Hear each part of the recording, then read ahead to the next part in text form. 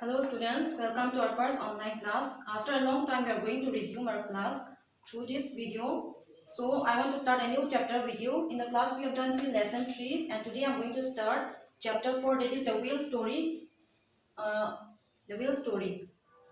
Now we all know what a wheel is. If I ask you what a wheel is, I think every one of you will be able to answer me because you must have seen the wheel in pictures, photographs or in video clips, in televisions.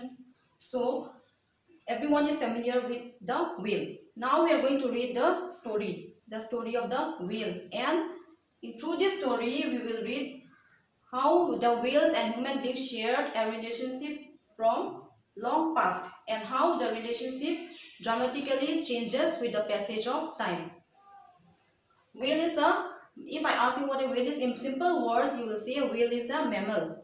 So what does a mammal mean? By mammal we mean the living organism which feed on the living organisms which nourishes on their mother's milk when they are young. They are called mammals. An example of mammal is human being.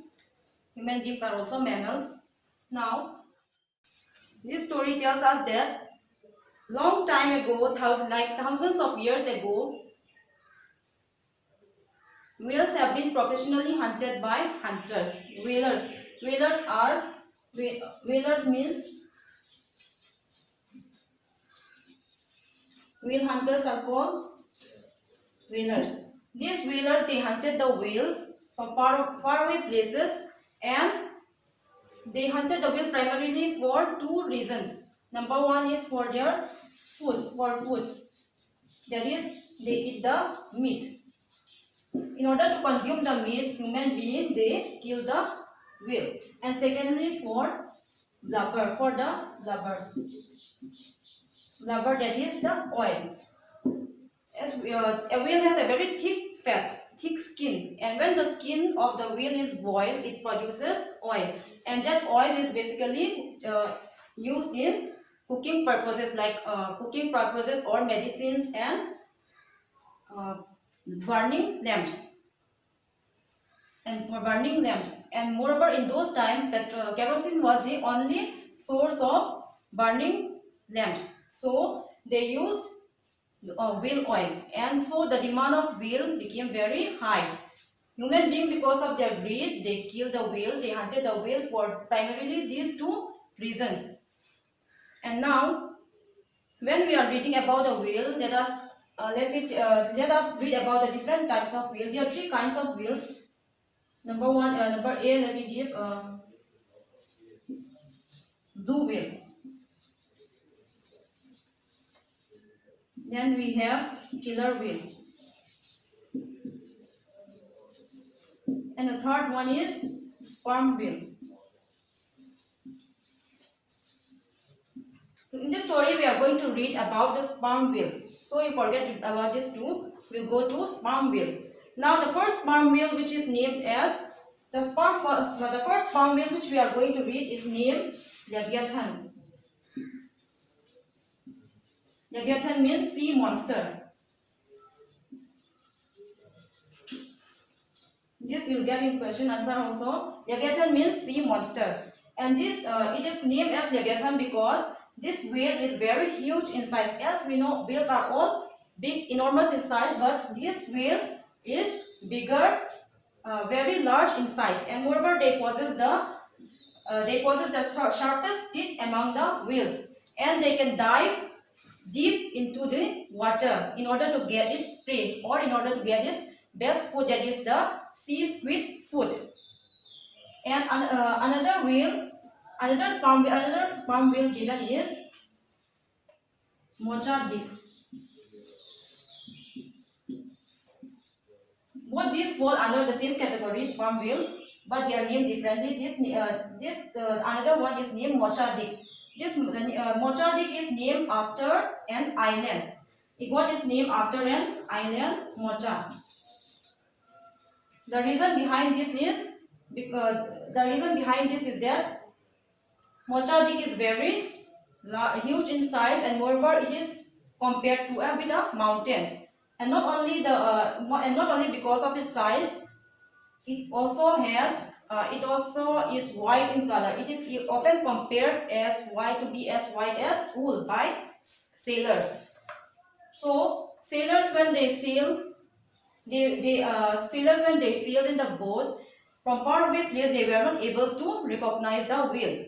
And when they go nearer, when they sail nearer to him, he attacked. It attacked the sailors and moreover the ships. And in that way, he is termed as aggressive, to have a violent streak.